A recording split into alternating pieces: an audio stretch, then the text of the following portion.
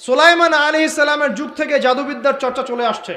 কিছু মানুষ এই যে জাদুবিদ্যার চর্চা করছে কিনা, তারপরে বিয়ে হচ্ছে না, তাবিজ করতেছে, তাবিজ করলে বিয়ে হবে, শিরক হয়ে গেল। আবার একজন একজনকে ভালোবাসে, অবৈধ ভালোবাসা, বৈধটা না অবৈধটা। এখন তার আবার বিয়ে ঠিক হয়েছে এক জায়গায়, এই বিয়ে সে ভাঙাবে, কবিরাজের কাছে গিয়ে বিয়ে ভাঙানি করতেছে, চালাচালি করতেছে, নকশা আঁকতেছে, করে না? স্বামী স্ত্রীর কথা শোনে না, স্ত্রী চলে গেছে কবিরাজের কাছে, গিয়ে বলছে আমার স্বামী আমার কথা শোনে না, তাবিজ করবো, তাবিজ দেন। স্বামী ঘুমায়, বালিশের নিচে দেখে তাবিজ। আছেন এরকম কুফরি কালাম? সবই শিরক। কেউ জাদুবিদ্যার চর্চা করতেছে মানুষ এখন। এবং বিশ্বাস করেন, আমি একটা নিউজ দিই আপনাদেরকে, এখন বিশ্বের একটা অংশের মানুষ সত্যি সত্যি ব্ল্যাক ম্যাজিক বা কালো জাদু করে। ব্ল্যাক ম্যাজিক বা কালো জাদুর চর্চা হচ্ছে, আবার নতুন করে বিশ্বে কালো জাদুর চর্চা হচ্ছে। তো খেয়াল রাখতে হবে এগুলো থেকে বাঁচার জন্য কি করব? বাঁচার জন্য প্রতিদিন 5 ওয়াক্ত নামাজ, পবিত্র অবস্থায় থাকার চেষ্টা করা, সকাল সন্ধ্যার মাসনুন দোয়া কালামগুলো পড়বেন হিসনুল মুসলিম বই থেকে। আর এই যে আপনার কোরআন তেলাওয়াত, ডেইলি একটু করে কোরআন তেলাওয়াত করলে ইনশাল্লাহ এই ধরনের চোখ লাগা, বদনজর, জাদুটোনা সব কিছু পরাজিত হয়ে যাবে ইনশাআল্লাহ তাআলা। বহু মানুষ জিনের উপাসনা শুরু করেছে, হ্যাঁ, জিন তাবে করছে, জিনকে দিয়ে কাজ করাচ্ছে। এগুলো তো সায়েন্স বিশ্বাস করে না, করে? জিন জাতির অস্তিত্ব আছে কি নাই? ওয়ামা খলাকতুল জিন্না ওয়াল ইনসা, আল্লাহ পাক বলছেন ওয়ামা খলাকতুল জিন্না ওয়াল ইনসা, আমি জিন আর মানুষকে সৃষ্টি করেছি কি জন্যে? ইল্লা লিয়াবুদুন, আমার ইবাদত করার জন্য। আমাদের সবার সাথেই একটা করে শয়তান জিন আছে, আছে না নাই? আছে। বাথরুমে যান না, বাথরুমে যাওয়ার সময় কি দোয়া পড়েন? আল্লাহুম্মা ইন্নী আউযু বিকা মিনাল খুবসি ওয়াল খুবসি আর খাবাইস, মানে কি? খুবসি আর খাবাইস মানে কি? দুষ্ট নোংরা জিন, শয়তান। তো সুলাইমান আলাইহিস সালামের যুগ থেকে জাদুবিদ্যার চর্চা চলে আসছে। এবং আমাদের নবী মুহাম্মদ সাল্লাল্লাহু আলাইহি ওয়াসাল্লাম কেউ কিন্তু জাদু করা হয়েছিল, জানেন এটা? আমাদের নবী সাল্লাল্লাহু আলাইহি ওয়াসাল্লামের মাথার চুল মোবারককে নিয়ে জাদু করেছিল এক মহিলা, ঠিক আছে? এই জাদুর অস্তিত্ব ছিল একটা কূপের নিচে। আলী রাদিয়াল্লাহু আনহু গিয়ে সেটাকে খুঁজে বের করেন, রাসূল সাল্লাল্লাহু আলাইহি ওয়াসাল্লামের সামনে ওটা ধ্বংস করে দেওয়া হয়।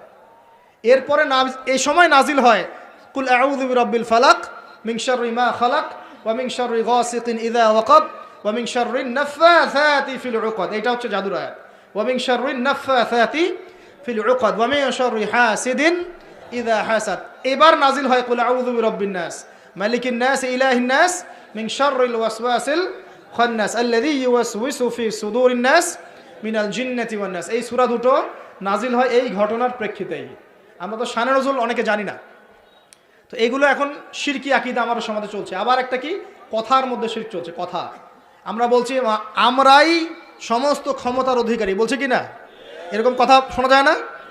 আর তাবারাকাল্লাযী বিয়াদিহিল মুলক মানে কি?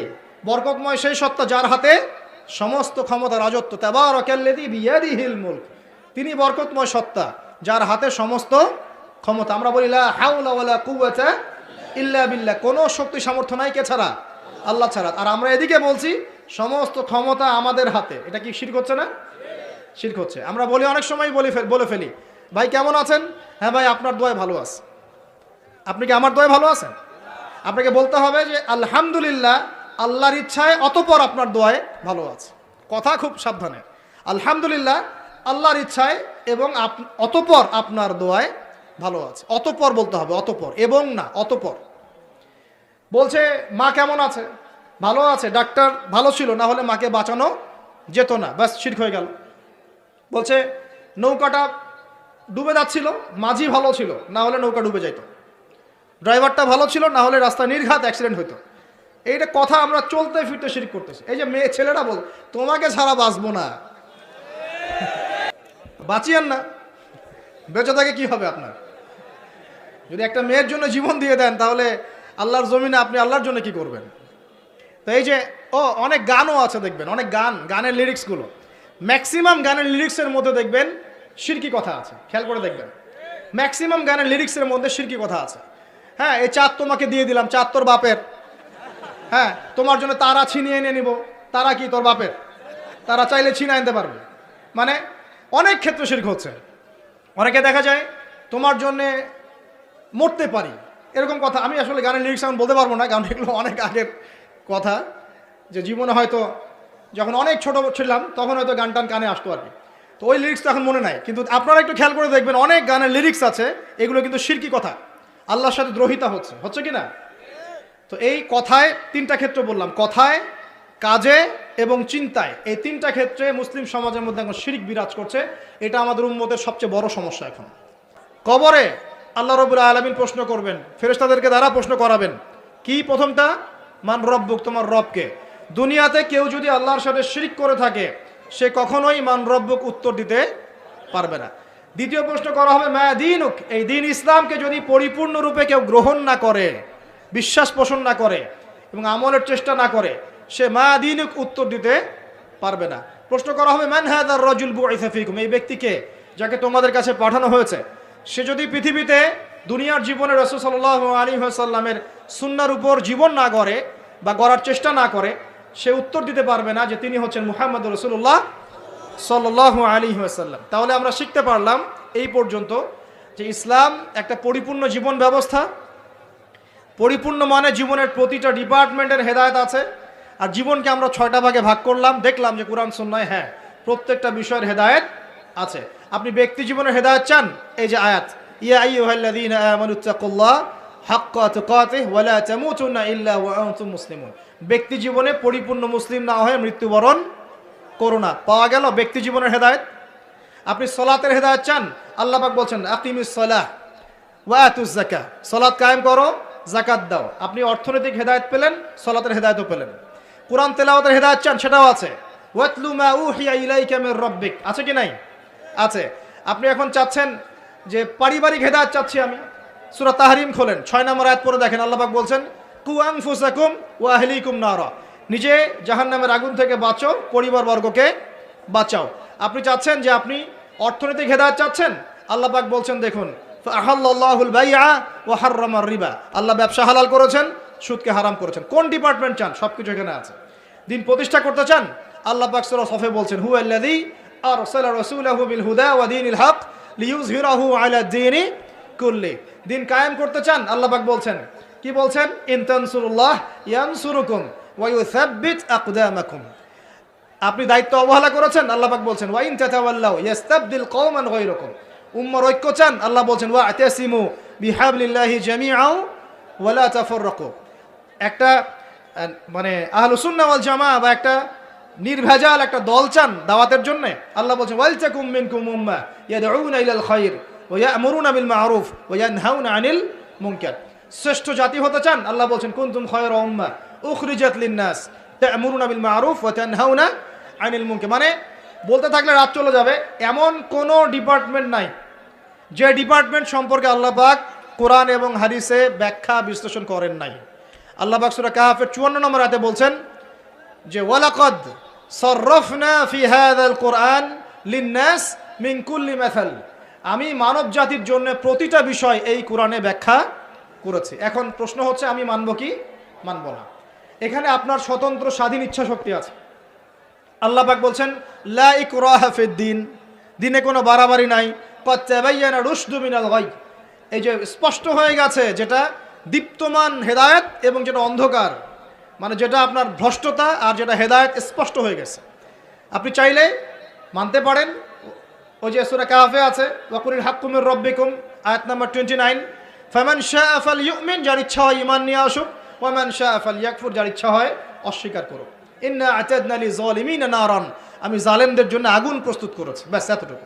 আল্লাহ বলছেন এই দুনিয়াটা কেন? আল্লাহ পাক বলছেন লিয়াবলুয়াকুম আইয়ুকুম আহসানু আমালা, আমি দেখতে চাই তোমাদের মধ্যে আমলে কে শ্রেষ্ঠ। মানে কোন ডিপার্টমেন্ট চান? যে কোনো ডিপার্টমেন্টের হেদায়েত কোরআন শুনে পাওয়া যাবে। এখন আমার প্রশ্ন হচ্ছে আপনি আমি মানব কি না? আল্লাহ উত্তর দিচ্ছেন লা ইকরাহা ফিদ-দীন, দিনে কোনো বাড়াবাড়ি নাই, তুমি চাইলে মানো, না চাইলে মেনো না। আল্লাহ পাক আপনাকে ঘাড় ধরে একদম মসজিদে ঢোকাবেন না, ঢোকাবেন? আল্লাহ পাক আপনাকে ফোর্সফুলি যাকাত দেওয়াবেন না। আল্লাহ পাক আপনাকে ধরে বেঁধে একদম রমজানের রোজা রাখবেন না। আল্লাহ পাক আপনাকে দিন কায়েমের জন্য দাওয়াত এবং জিহাদের মেহনত জোর করে করাবেন না, কিছুই আল্লাহ পাক জোর করবেন না। আল্লাহ পাক শুধু স্পষ্ট করে দিয়েছেন কোনটা সত্য কোনটা মিথ্যা। এখন এইটাই পরীক্ষা আমাদের এই দুনিয়ায়। দুনিয়াটা হচ্ছে কি কারাগার না?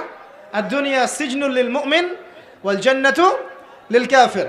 কাফেরদের জন্য দুনিয়া জান্নাত, মুমিনদের জন্য কি এটা কারাগার। এই কারাগার বা জেলখানার জীবনের সময় আবার অনির্ধারিত, কেউ জানে না কতদিনে কে বাঁচবে, কতদিনে কে মরবে। এই সময় অনির্ধারিত, কারাগারের জীবন, হেদায়েত স্পষ্ট, মানবা কি মানবা না, ইচ্ছার স্বাধীনতা আল্লাহ পাক দিয়েছেন। কথা ঠিক না ঠিক? এবার আমাদের উপর এখন আল্লাহ পাক ছেড়ে দিলেন, নবীর মাধ্যমে জানিয়েও দিলেন। আর এই নবী প্রথম নবী নন, প্রত্যেক যুগে যুগে আল্লাহ পাক নবী রসুল পাঠিয়েছেন। এমন কোনো সম্প্রদায় নাই যেখানে আল্লাহ পাক নবী পাঠান নাই। আল্লাহ পাক তার উপরে আঙ্গুল তোলার কোনো রকম সুযোগ রাখেন নাই, রেখেছেন। কেউ বলতে পারবে না যে আমি জানি নাই, আমি মেসেজ পাই নাই, আমাদের নবী আসে নাই, আমাদের কাছে আসমানি কিতাব আসে নাই। কেউ বলতে পারবে না, পারবে? পারবে না। এখন আমাদের চয়েস, এখন আমরা কি পরিপূর্ণ ইসলাম পালন করতে চাইবো না চাইবো না? এবার কথা বলেন, আমরা কি পরিপূর্ণ ইসলাম পালন করবো না করবো না? যদি পরিপূর্ণ ইসলাম পালন করতে চাই তাহলে কয়েকটা বিষয়। এক, একটু মনোযোগ দেন, পরিবেশ নষ্ট করেন না। এক নাম্বার, আমাদের সবাইকে আল্লাহ পাকের তাওহীদ লা ইলাহা ইল্লাল্লাহর উপর থাকতে হবে এবং সুন্নাত মুহাম্মাদুর রাসূলুল্লাহর উপর থাকতে হবে। পারবো ইনশাআল্লাহ? দুই নাম্বার, আমাদের সবাইকে ইবাদত বন্দেগীর জীবনের সমস্ত ইবাদত নবীর তরিকায় করার চেষ্টা করতে হবে। আল্লাহ পাক তৌফিক দান করুন, আমিন। আমাদের সবাইকে অর্থনৈতিক জীবনে গিয়ে আবার হারামখোর হওয়া যাবে না, হালাল রিজিক অন্বেষণ করতে হবে। আল্লাহ পাক তৌফিক দান করুন, বলি আমিন। ইভেন পলিটিক্যাল লাইফে গিয়েও চেষ্টা করতে হবে আল্লাহর বিধানগুলো অনুযায়ী মানুষের মাঝে বিচার ফয়সালা করার জন্য। আল্লাহ পাক তৌফিক দান করুন, বলি আমিন। এবং সর্বোপরি দুনিয়া আখিরাতের যতগুলো ক্ষেত্র আছে, এই প্রতিটা ক্ষেত্রে রাসূলুল্লাহ সাল্লাল্লাহু আলাইহি ওয়াসাল্লামের দেখানো আদর্শ এবং তরিকা অনুযায়ী চলতে পারলে কবরেও শান্তি, দুনিয়াতেও সফল, হাউজে কাউসারের পানিও পাবো ইনশাআল্লাহ, রাসূল সাল্লাল্লাহু আলাইহি ওয়াসাল্লামের সুপারিশও পাবো ইনশাআল্লাহ, তার সাথে জান্নাতে থাকতেও পারবো ইনশাআল্লাহ। এবার দুটো দিকে ফোকাস করে আমি আলোচনা গোটাবো, খুব খেয়াল রাখেন, একটু মনোযোগ দেন, এই জায়গাটা খুব ইম্পর্টেন্ট। এই পুরো মিশনে শয়তান আমাদেরকে দুটো দিকে বেশি বিভ্রান্ত করছে। কয়টা দিক? দুটো দিক। এক, তারা, শয়তান এবং তার অনুসারীদের কথা বলছি, তারা মুসলিমদেরকে জান্নাতের পথ থেকে সরিয়ে দেওয়ার জন্যে এক নাম্বার যেটা অস্ত্র হিসেবে নিয়েছে তা হলো শিরক। কি নাম? মানে শিরক যদি মুসলিমদেরকে করানো যায় তাহলে সে আল্লাহ পাকের রহমত থেকে বেরিয়ে যাবে। কারণ আল্লাহ রাব্বুল আলামিন একটা ওয়াদা করেছেন। কি ওয়াদা? আল্লাহ পাক তার নবীকে বলেছেন, তোমার উম্মতের মধ্যে কোনো ব্যক্তি যদি, হে মুহাম্মদ সাল্লাল্লাহু আলাইহি ওয়াসাল্লাম, তোমার উম্মতের কোনো ব্যক্তি যদি আসমান জমিনের সমান গুনাহ নিয়ে আমার সামনে দাঁড়ায় কিন্তু তার আমল নামায় কোনো শিরকের পাপ নাই, আমি আল্লাহ তার সামনে আসমান জমিন সমান রহমত নিয়ে হাজির হব ইনশাআল্লাহ। সুবহানাল্লাহ পড়বেন না? মানে এই উম্মতের কোনো ব্যক্তি যদি শিরিক মুক্ত আমল নামা নিয়ে আল্লাহর সাথে সাক্ষাৎ করে ইনশাআল্লাহ সে জান্নাতে যাবেই যাবে ইনশাআল্লাহ। একদিন না একদিন সে জান্নাতে যাবেই যাবে ইনশাআল্লাহ। কিন্তু কারো আমল নামায় যদি শিরকের পাপ থাকে তাহলে আল্লাহ পাক বলছেন, ইন্নাল্লাহা লা ইয়াগফিরু আন ইউশরাকা বিহি ওয়া ইয়াগফিরু মা দুনা যালিকা লিমান ইয়াশা। আল্লাহ পাক তার সাথে শিরকের গুনাহ মাফ করেন না, এছাড়া যে কোনো গুনাহ যাকে ইচ্ছা মাফ করতে পারেন। একটা হাদিসে নবীজি বলছেন, যদি কেউ চুরিও করে, জেনাও করে, কিন্তু শিরক মুক্ত আমল নিয়ে আল্লাহর সামনে দাঁড়ায়, আল্লাহ তাকেও মাফ করে দিবেন ইনশাআল্লাহ তাআলা।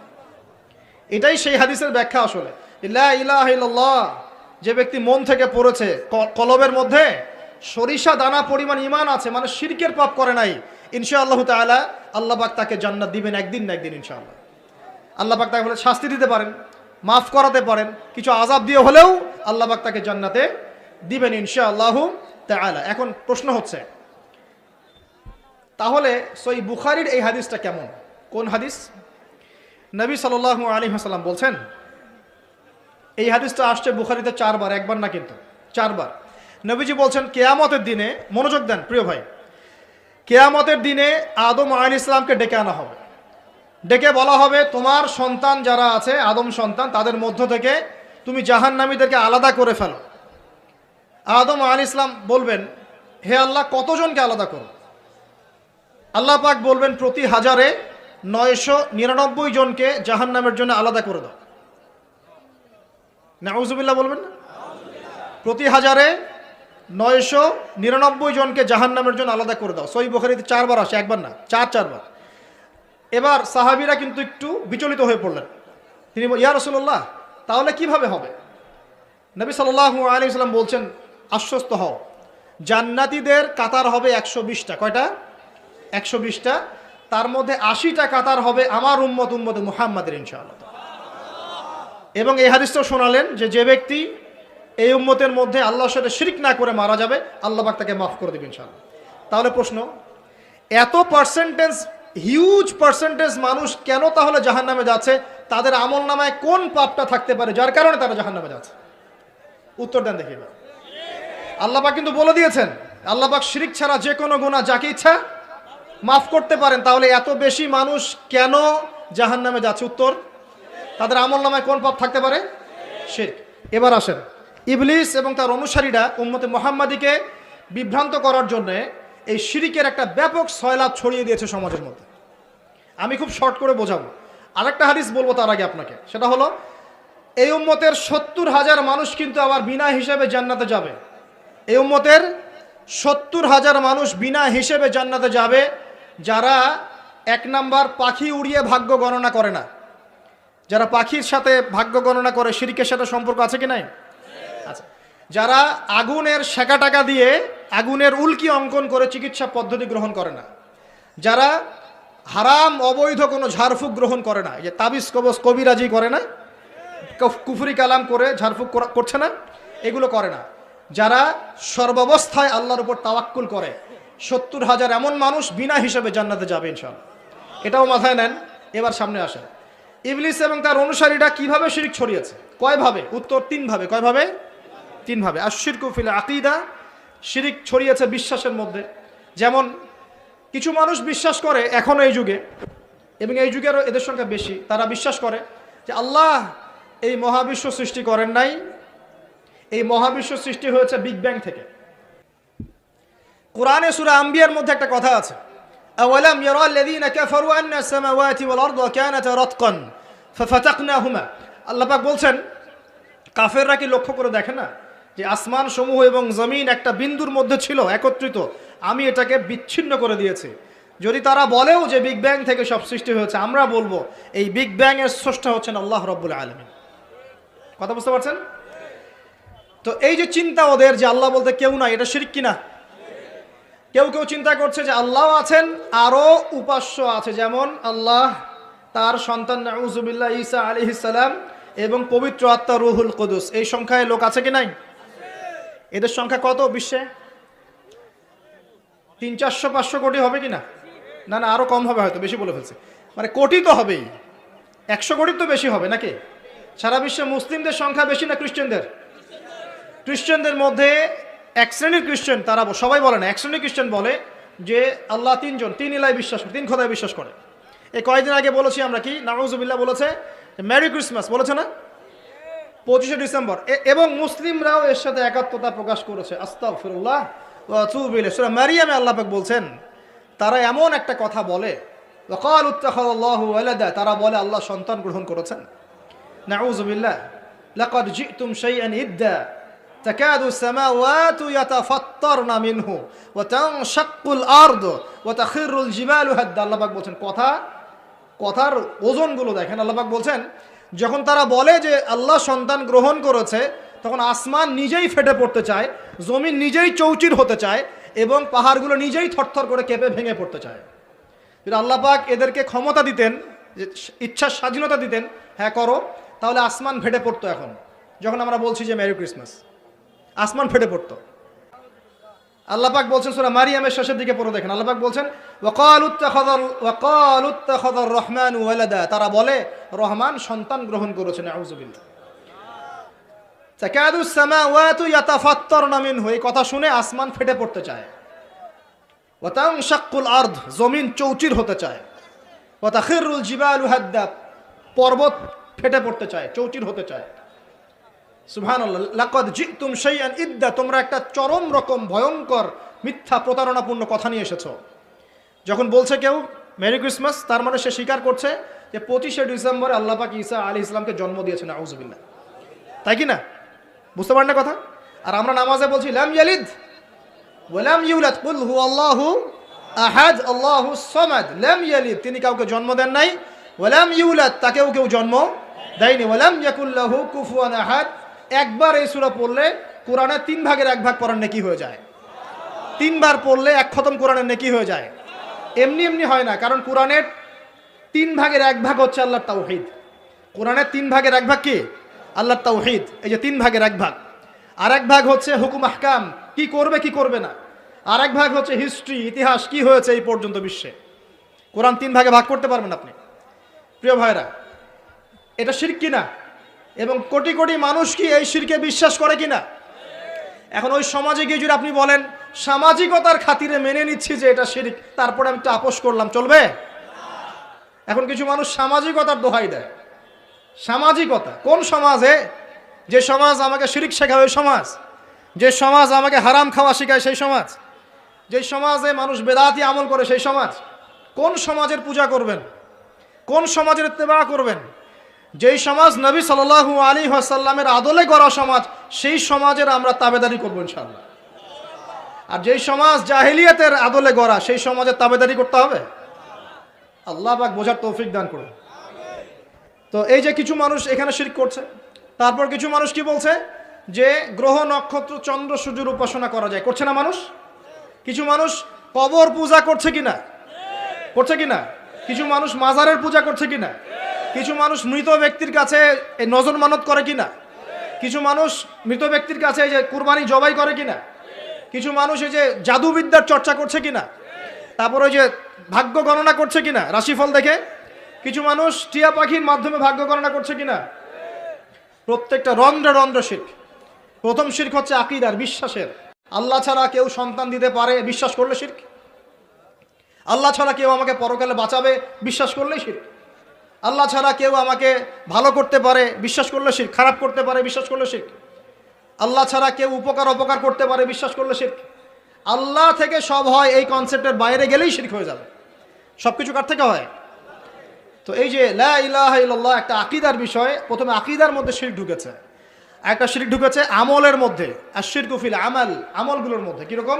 এই যে আল্লাহ বাদ দিয়ে অন্য কাউকে সেজদা করা, আল্লাহ বাদ দিয়ে অন্য কারোর জন্য নজর মানত করা, আল্লাহ বাদ দিয়ে অন্য কারোর জন্য এই যে আপনি কুরবানি করছেন, হ্যাঁ, আল্লাহ ছাড়া অন্য কারোর কাছে দোয়া করছেন, সবই শিরক।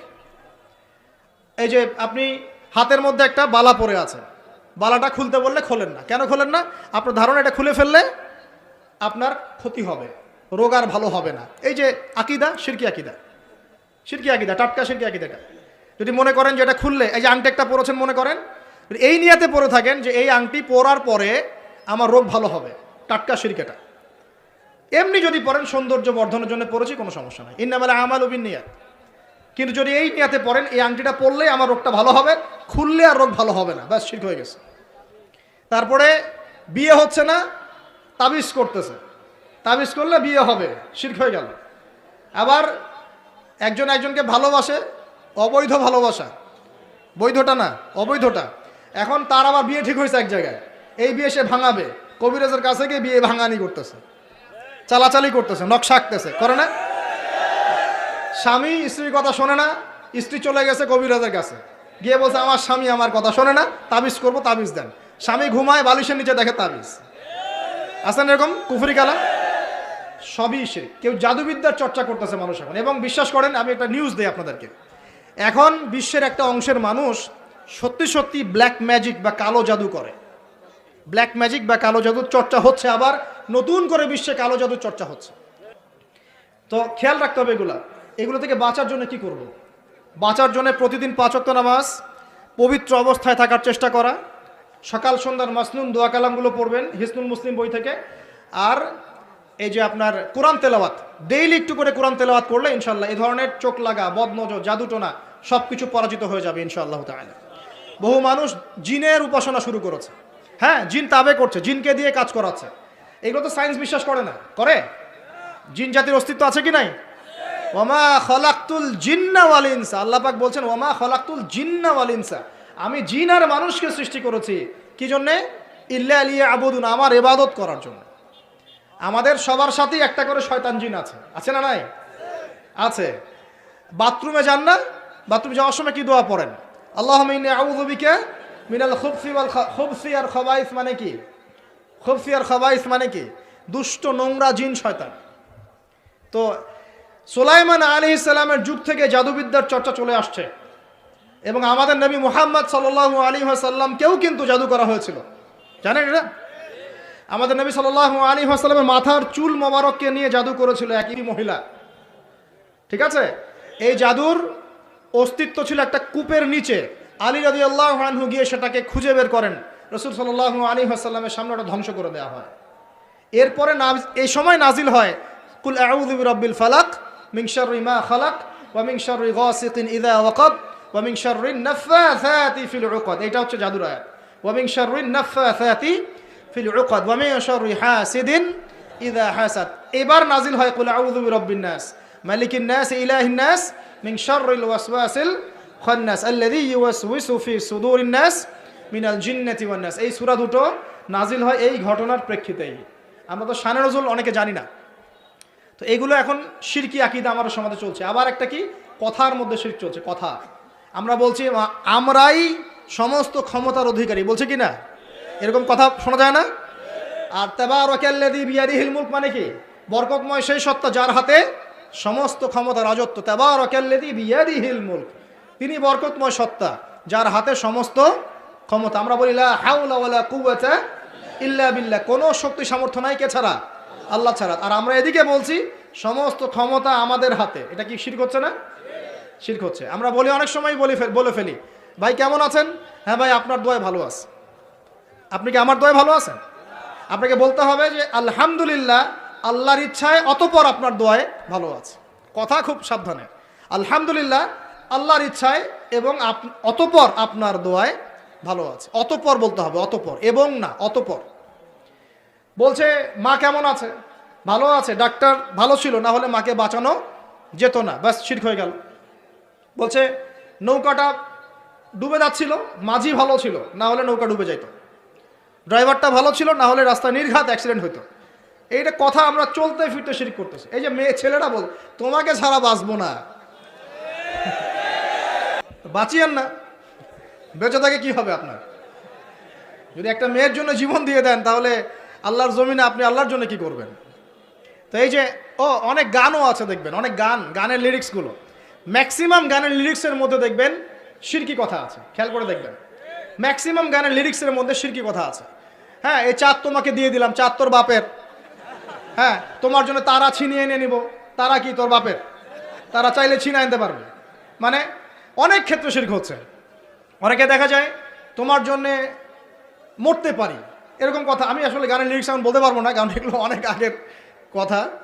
যে জীবনে হয়তো যখন অনেক ছোট ছিলাম তখন হয়তো গান টান কানে আসতো আর কি, তো ওই লিরিক্সটা এখন মনে নাই। কিন্তু আপনারা একটু খেয়াল করে দেখবেন, অনেক গানের লিরিক্স আছে এগুলো কিন্তু শিরকি কথা, আল্লাহর সাথে দ্রোহিতা হচ্ছে কি না? তো এই কথায় তিনটা ক্ষেত্র বললাম, কথায়, কাজে এবং চিন্তায়। এই তিনটা ক্ষেত্রে মুসলিম সমাজের মধ্যে এখন শিরক বিরাজ করছে। এটা আমাদের উম্মতের সবচেয়ে বড় সমস্যা এখন। আল্লাহ পাক আমাদের সবাইকে শিরক মুক্ত আমল করা তৌফিক এনায়েত করুন, সকলে বলে আমিন। তাহলে কি করতে হবে? আমি কয়েকটা বই পড়ার পরামর্শ দিচ্ছি। কিতাবুত তাওহীদ একটা বই আছে, শিরক সম্পর্কে অনেক বিস্তারিত আলোচনা করা আছে, এটা পড়তে পারেন। তারপরে কোরআন সুন্নাহর আলোকে ইসলামী আকীদা একটা বই আছে, এটা পড়তে পারেন। আকীদা তাহাভিয়াটা পড়তে পারেন। আর শিরক সম্পর্কে আরও অনেক বইপত্র বাজারে বের হয়েছে, শিরক কী ও কেন ইত্যাদি টাইপের। এগুলো পড়লে আপনি শিরকের ধারণা পাবেন ইনশাআল্লাহ তাআলা। আল্লাহ পাক আমাদের সবাইকে শিরক মুক্ত আমল করার তৌফিক এনায়েত করুন, সকলেই বলি আমিন। আর একটা কথা বলি শিরক সম্পর্কে, সেটা হলো আধুনিক সময়ে কিন্তু নতুন একটা শিরক চালু হয়েছে, এটা শুনে রাখেন। সেটা কি? আল্লাহর যত হালাল আছে এগুলোকে মানুষ হারাম করছে দিন দিন, আর আল্লাহ পাকের হারামগুলোকে হালাল করছে দিন দিন। এটা কিন্তু একটা শিরকি আকীদা, এটাও কিন্তু শিরক, জানেন? ইত্তাখাযু আহবারহুম ওয়া রুহবানাহুম আরবাবা মিন দুনিল্লাহ, তারা ধর্ম নেতা এবং সমাজ নেতাদেরকে রবের আসনে বসিয়েছিল। এখন আদী ইবনে হাতেম তিনি বলছেন রাদিয়াল্লাহু আনহু যে আমরা তো আমাদের ধর্মনেতা বা সামাজিক নেতাদের তো পূজা করি না। তখন নবী সাল্লাল্লাহু আলাইহি ওয়াসাল্লাম বলছেন, তারা কি আল্লাহর হালালকে হারাম করে দেয় না? তোমরা কি তা মেনে নাও না? আবার তারা কি আল্লাহর হারামকে হালাল করে ফেলে না? তোমরা কি তা মেনে নাও না? তখন তিনি বলছেন, বেলা ইয়া রাসূলুল্লাহ, এটা তো আমরা করি। তখন নবী সাল্লাল্লাহু আলাইহি ওয়াসাল্লাম বলছেন, তিলকা ইবাদাতুহুম, এটাই তো ওদের ইবাদত করা। কেউ যদি আল্লাহর হালালকে হারাম করে আর আমরা তা মেনে নেই, আমরা ওদের ইবাদত করছি। কেউ যদি আল্লাহর হারামকে হালাল করে নেয়, হালালকে হারাম করে নেয়, আমরা তার কথা মেনে নেই, তাহলে আমরা তার ইবাদত করছি। আল্লাহ পাক আমাদেরকে এই ধরনের শিরক থেকে বাঁচার তৌফিক দান করুন। আমি আরেকটা সমস্যা বলে শেষ করছি, উম্মার মানে দুর্দশার অন্যতম একটা কারণ, সেটা হলো বেদাত। এটুক বলে একটু বসেন, 10 মিনিট সময় নেব, এটা একটা ইম্পর্টেন্ট টপিক, এটা একটু বুঝতে হবে, খুব ইম্পর্টেন্ট। এই কারণে উম্মার মধ্যে অনেক ফাসাদ সৃষ্টি হয়েছে, ফিতনা সৃষ্টি হয়েছে, এবং মানুষ নবীর সুন্নত থেকে মুখ ফিরিয়ে এখন সব বেদাতি আমল করা শুরু করেছে। নবী সাল্লাল্লাহু আলাইহি ওয়াসাল্লামের সুন্নাহ মানে আল্লাহ পাক কোরআন নাজিল করেছেন, তার রাসূলের হাদিস আছে আমাদের সামনে, কোরআন এবং হাদিস নবী যেভাবে আমল করেছেন আমরা সেভাবে আমল করি, এর নাম সুন্নাহ। সাহাবায়ে কেরাম রাদিয়াল্লাহু আনহুম যেভাবে করেছেন আমরা সেটা করি, এর নাম সুন্নাহ। মানে নবী সাল্লাল্লাহু আলাইহি ওয়াসাল্লাম বলছেন, মাই ইয়াইশ মিনকুম বা'দি, তোমাদের মধ্যে আমার পরে যারা বেঁচে থাকবে, ফাসায়ারা ইখতিলাফান কাসীরা, তোমাদের মধ্যে যারা বেঁচে থাকবে আমার পর তারা দেখবে অনেক ইখতিলাফ চলছে সমাজের মধ্যে। তো আলাইকুম বিসুন্নতি ওয়া সুন্নতি খুলাফায়ে রাশিদিন মাহদিন মিন বা'দি, তখন তোমাদের কাজ হবে আমার সুন্নতকে আঁকড়ে ধরে থাকা এবং আমার হেদায়েতপ্রাপ্ত খুলাফায়ে রাশিদা সাহাবায়ে কেরাম তাদের সুন্নতকে আঁকড়ে ধরে থাকা। এই সুন্নতের বাইরে যে কোনো কাজ, যে কোনো আকীদা, যে কোনো মতবাদ, এগুলো সবই বেদাত বলে গণ্য হবে। আল্লাহ পাক আমাদেরকে বোঝার তৌফিক দান করুন। যেমন তাওহীদে থাকতে হবে, শিরক করা যাবে না, ঠিক তেমনি সুন্নতে থাকতে হবে, বেদাত করা যাবে না। সুন্নত কেমন? নবী সাল্লাল্লাহু আলাইহি ওয়াসাল্লাম ঘুমিয়েছেন যেভাবে, সেইভাবে ঘুমাবো সুন্নত। নবীজি ঘুমিয়েছেন, ঘুমানোর আগে ওযু করেছেন, ডান দিকে কাত হয়েছেন, আল্লাহুম্মা বিইসমিকা আমুতু ওয়া আহইয়া বলেছেন, সূরা মুলক তেলাওয়াত করেছেন, পারলে আপনি করবেন, আয়াতুল কুরসি পড়েছেন, সূরা বাকারার শেষের 3টা আয়াত পড়েছেন, হ্যাঁ 33 বার সুবহানাল্লাহ, 33 বার আলহামদুলিল্লাহ, 34 বার আল্লাহু আকবার পড়েছেন, ঘুমিয়ে গেছেন। এখন যদি নবীর সুন্নাহ মতো ঘুমাই, এই ঘুমটাও নেকির কাজ হবে ইনশাআল্লাহ। এখন যদি ঘুমানোর নতুন কোনো তরিকা আমি বের করি, তাহলে নবীর সুন্নতের বাইরে বেদাত হয়ে যাবে। বেদাত শব্দের অর্থ হচ্ছে নতুন আবিষ্কার। একটু মনোযোগ দেন প্লিজ, একটু বসেন, এইটুক শেষ করে দিচ্ছে। বেদাত শব্দের অর্থ হচ্ছে নতুন আবিষ্কার। সুন্নাহ মানে যেমন আদর্শ, রীতি, আল্লাহ পাকেরও সুন্নত আছে, নবী সাল্লাল্লাহু আলাইহি ওয়াসাল্লামেরও সুন্নত আছে, আমরা তার সুন্নত মেনে জীবন করবো ইনশাআল্লাহ। আল্লাহ পাক তৌফিক দান করুন।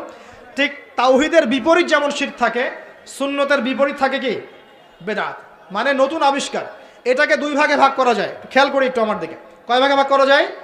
দুই ভাগ। একটা হচ্ছে দুনিয়াবি ক্ষেত্রে নতুন আবিষ্কার, একটা দিনের ক্ষেত্রে নতুন আবিষ্কার।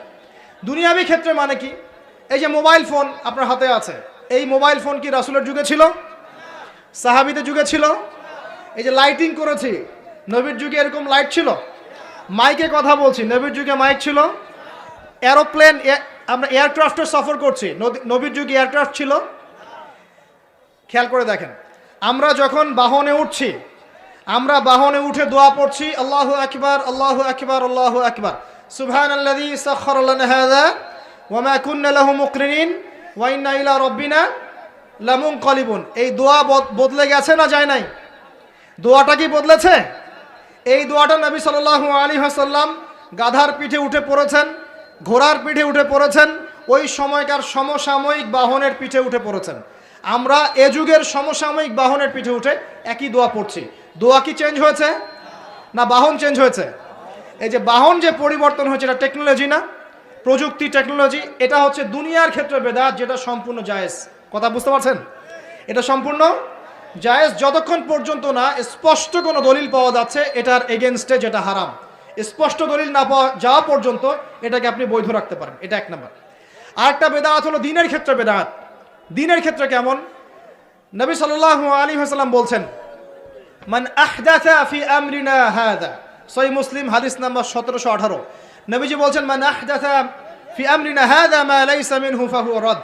কোন ব্যক্তি যদি এই দিন ইসলামের মধ্যে এমন কোন আমল চালু করে যে আমলের সমর্থনে আমাদের পক্ষ থেকে কোনো প্রমাণ নাই, সেটাই রদ বা প্রত্যাখ্যাত, সেটা বাতিল। আমার সাথে বলেন দেখি, বেদাত শব্দের অর্থ কি? নতুন আবিষ্কার। কয় প্রকার হয়? কয় প্রকার হয়? একটা দুনিয়াবি ক্ষেত্রে, যেমন বললাম যে এই যে প্রযুক্তিগত বেদাত যেগুলো হয়েছে, এগুলো জায়েজ না জায়েজ?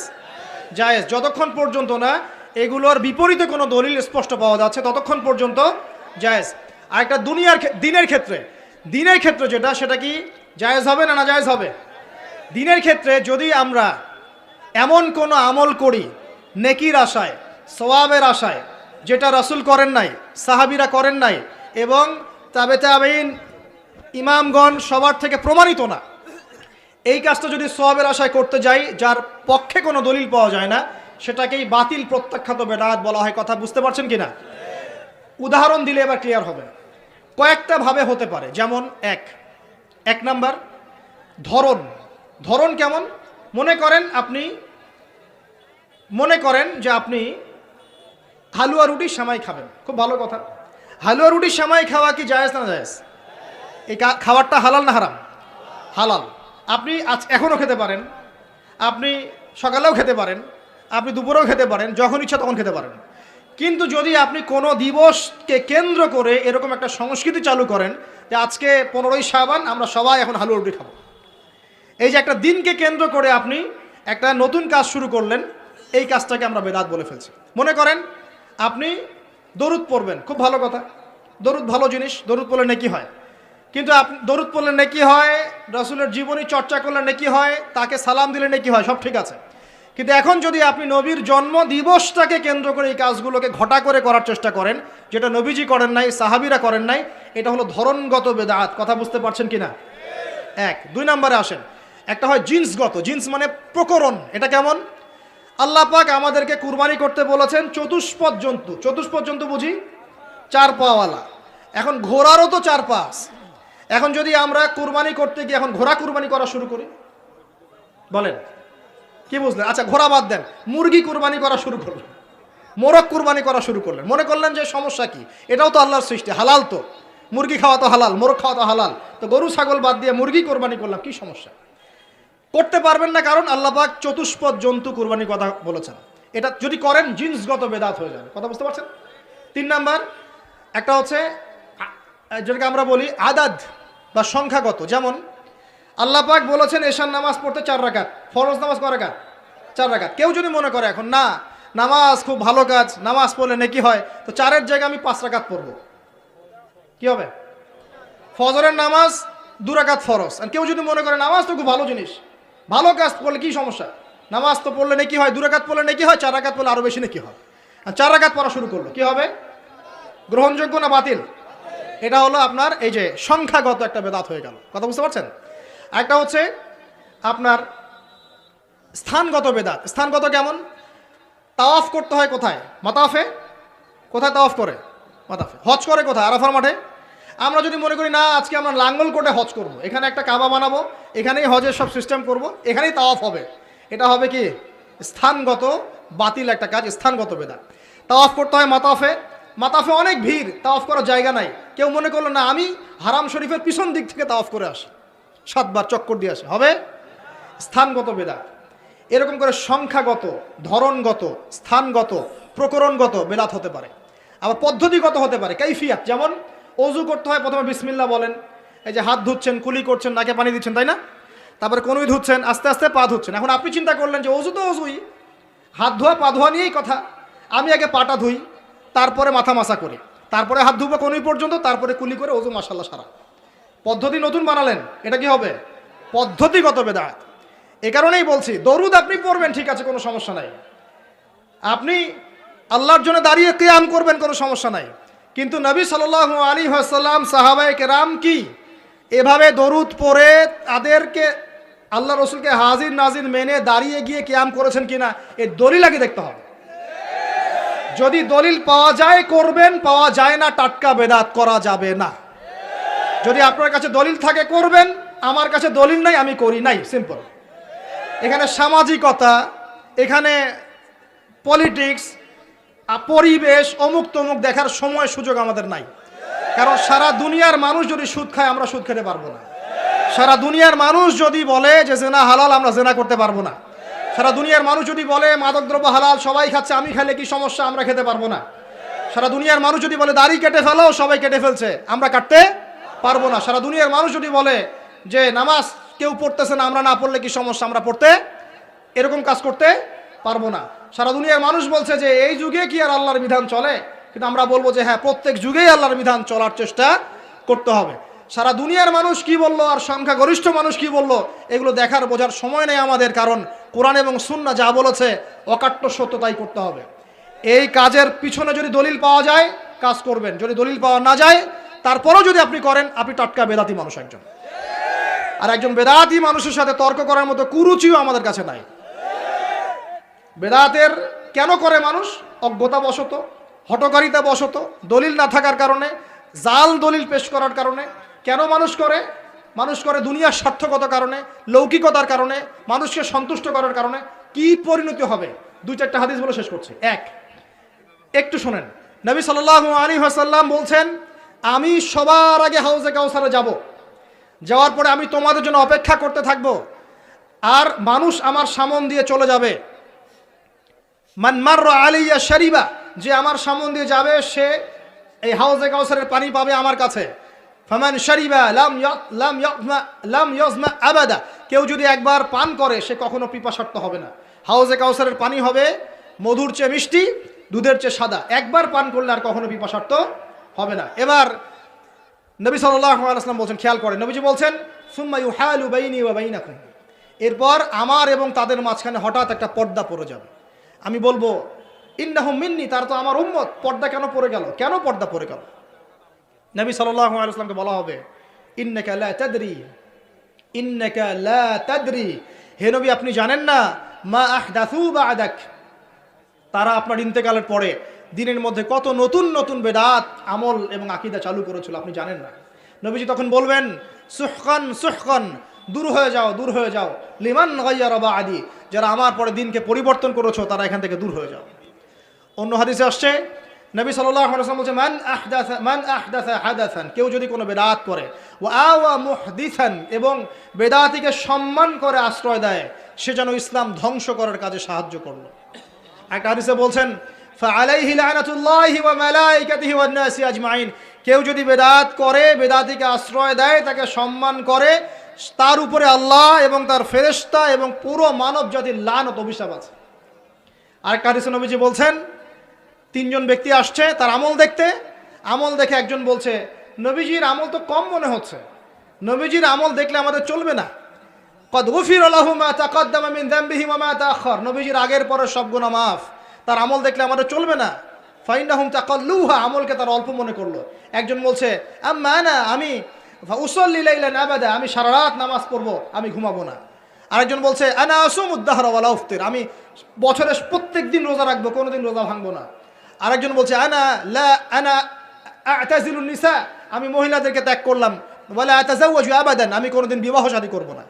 এবার নবী সাল্লাল্লাহু আলাইহি ওয়াসাল্লাম এসে বলছেন, আনতুম কুলতুম কাযা ওয়া কাযা, তোমরা কি এরকম এরকম কথা বলছিলে? তখন সাহাবীরা বলেন, হ্যাঁ ইয়া রাসূলুল্লাহ, আমরা এরকম কথা বলছিলাম। নবীজি বলেন, শুনে রাখো, ওয়াল্লাহি, আল্লাহর কসম করে বলছি, লাইন্নি আতকাকুম লিল্লাহি ওয়া আতকাকুম লিল্লাহি ওয়া আতকাকুম বিহি, ওয়াল্লাহি, আমি আল্লাহর কসম করে বলছি, ওয়া ইন্নী লা আখশাকুম লিল্লাহি ওয়া আতকাকুম বিহি, আমি তোমাদের চাইতে বেশি আল্লাহকে ভয় করি এবং আমি তোমাদের মধ্যে বেশি মুত্তাকি মানুষ, তোমাদের মধ্যে সবচেয়ে মুত্তাকি আমি, এবং আমি সবচেয়ে বেশি আল্লাহকে ভয় করি। কিন্তু আনা উসাল্লি ওয়া আরকুদ, আমি নামাজ পড়ি আবার ঘুমাই, রাতে আমি নামাজও পড়ি, কিছু অংশ ঘুমাই। আনা আসুম ওয়া আফতির, আমি সিয়ামও রাখি আবার ছেড়েও দিই, রোজাও রাখি ছেড়েও দিই, টানা আমি সারা বছর রোজা রাখি না। আনা আতাজাওয়াজুন নিসা, আমি যে বিয়ে শাদী করেছি, আমার স্ত্রীরা আছে, আমার একাধিক স্ত্রী আছে। ফামান, শোনেন, ফামান রাগিবা আন সুন্নতি, নবীজি বলছেন, কেউ যদি আমার এই সুন্নত থেকে মুখ ফিরিয়ে নেয়, ফামান রাগিবা আন সুন্নতি, কেউ যদি আমার সুন্নত থেকে মুখ ফিরায়, মানে বেদাতি আমল চালু করে, তাহলে কি? ফামান রাগিবা আন সুন্নতি ফালাইসা মিন্নি, সে আমার উম্মতের অন্তর্ভুক্ত না। এই হাদিস যথেষ্ট। নবীর সুন্নত যখন যেটা যেভাবে পাবেন সেইভাবে আমল করবেন, এর বাইরে কোনো তরিকা ফলো করতে গেলে কি হবে? সুন্নাহর খেলাফ বেদাত হবে। বেদাত করলে আমল ধ্বংস হয়ে যায়, আল্লাহ পাকের লানত পেতে হয়, ফেরেশতারা অভিশাপ করেন, পুরো মানব জাতি অভিশাপ করে। এবং যে ব্যক্তি শুধু বেদাত করে না, বেদাতিকে আশ্রয় দেয়, তাকে নবী সাল্লাল্লাহু আলাইহি ওয়াসাল্লাম বলছেন, সে যেন ইসলাম ধ্বংস করার কাজে সাহায্য করলো। আর দুটো মারাত্মক কথা হচ্ছে এই, ইমাম ইবনে তাইমিয়া তিনি বলছেন যে আল বেদাআতু আহাব্বু ইলাল ইবলিস মিনাল মাসিয়া, এই বেদাতগুলো ইবলিসের কাছে পাপের চাইতে বেশি পছন্দের মিষ্টি। কারণ একজন পাপী মানুষ তওবা করার ফুরসত পায়, সে মনে করে যে আমি চুরি করছি, জিনা করছি, খারাপ কাজ করছি, এটা পাপ হচ্ছে, সে তওবা করার সুযোগ পেতে পারে। কিন্তু একজন বেদাতি মানুষ, সে মনে করে আমি ভালো কাজই তো করছি, আমি কেন তওবা করব? তাই মৃত্যুর আগ পর্যন্ত তো তওবা করার ফুরসত হয় না। এটা খুব খারাপ। আর লাস্ট খারাপ কি? যদি কেউ বেদাতি আমল করে, সে আন্নাহু জাআমা আন্না রাসূলুল্লাহ সাল্লাল্লাহু আলাইহি ওয়াসাল্লাম ক্বাদ খানা আল খিয়ানা, সে যদি বেদাতি আমল করে, সে প্রমাণ করতে চাচ্ছে যে সে রাসূল সাল্লাল্লাহু আলাইহি ওয়াসাল্লামকে বলতে চাচ্ছে যে আল্লাহর রাসূল দিনকে পরিপূর্ণ করেন নাই, আমি তার চেয়ে দিন বেশি বুঝি, এবং রাসূল সাল্লাল্লাহু আলাইহি ওয়াসাল্লাম দিনের আমানতদারিতার সাথে খেয়ানত করেছেন। নাউযু বিল্লাহি মিন যালিক। আল্লাহ রাব্বুল আলামিন আমাদের সবাইকে বিদআত মুক্ত সুন্নতে আমল করার তৌফিক দান করুন এবং শিরক মুক্ত তাওহীদের উপর থাকার তৌফিক এনায়েত করুন।